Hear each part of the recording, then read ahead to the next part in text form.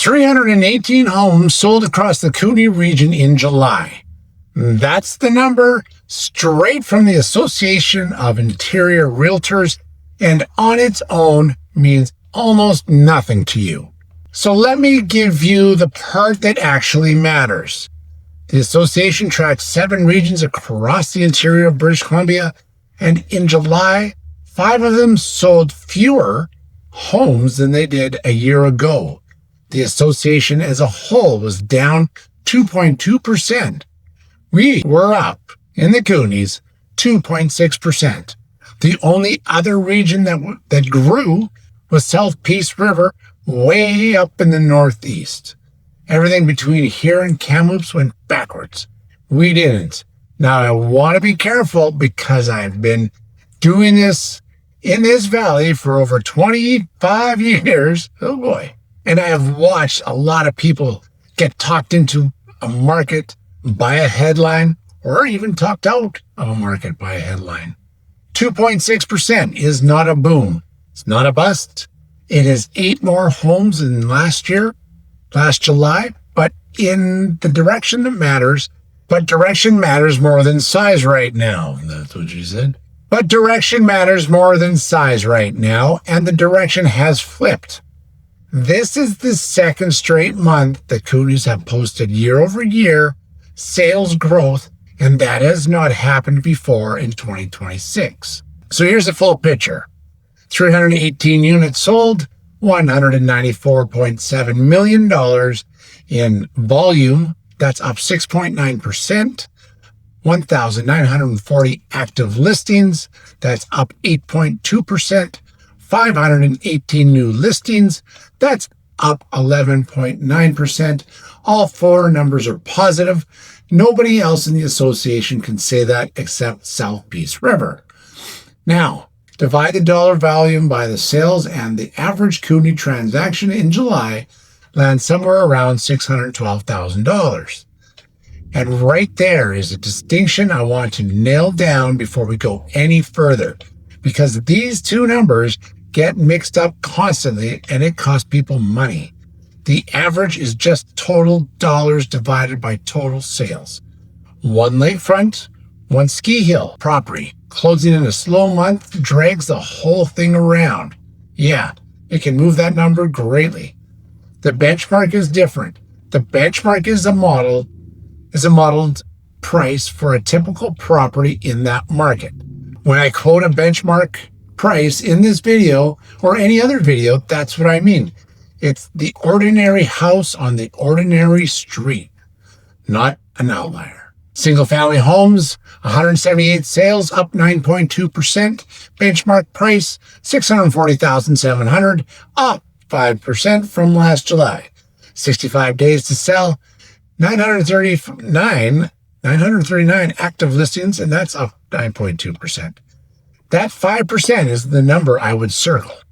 And I want to show you where it came from, because I went back and pulled every monthly release from this year.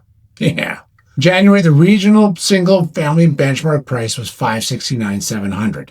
February, $596,100. March, $589,800. April, $618,100. May, $615,700. June, $634,000. And in July, finally, $640,700. That is $71,000 of movement in the last 7 months. And the year-over-year figure has bounced around the whole way. Up 2.5% in January, down 1.1% in March, up 0.7% in April. July's 5% is the second strongest reading this year. And that pattern tells me that the single-family market here did not spike. It ground upward, slow, unglamorous, month after month, with 2 down months mixed in. That is a much healthier shape than a jump. It's also a much harder one to time, which is the honest answer to the question I get asked more than any other. Guess what that one is? We'll get to that. Now, the segment I would not blame you for skipping past, except the segment I would not blame you for skipping past, except you shouldn't, is townhouses. 22 sales, down 31.3%. Benchmark price of $509,400, down 4.6%. Active listings, 127, up 14.4%. Sales down by a third. Prices down, inventory up. That is the only property type in this whole region moving the wrong way on all three counts at once. And it is not a 1 month blip. The regional townhouse benchmark has been negative year over year in every single monthly release of 2026. There is one bright spot buried in all of this, and it's the one people miss. Days to sell fell 32.5%. So the townhouses that are priced correctly are moving considerably faster than they were a year ago. The ones that aren't are just going to sit there, adding to that 127. Now, if you own a townhouse in this region and you're thinking about listing, that is the honest read. It's not a disaster, but you do not get to price off what your neighbors got in 2024. And the market is going to tell you that whether or not I do. Now, condos and apartments, there's 29 sales. That's down 3.3%. Benchmark, 346,500, up 11.1%.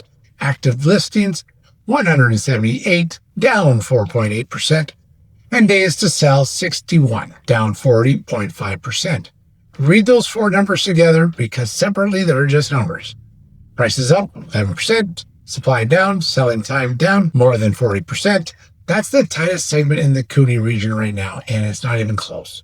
11.1% is also the strongest year-over-year price growth of any property type in this release. In June, that same number was 4.7%. It more than doubled in a single month.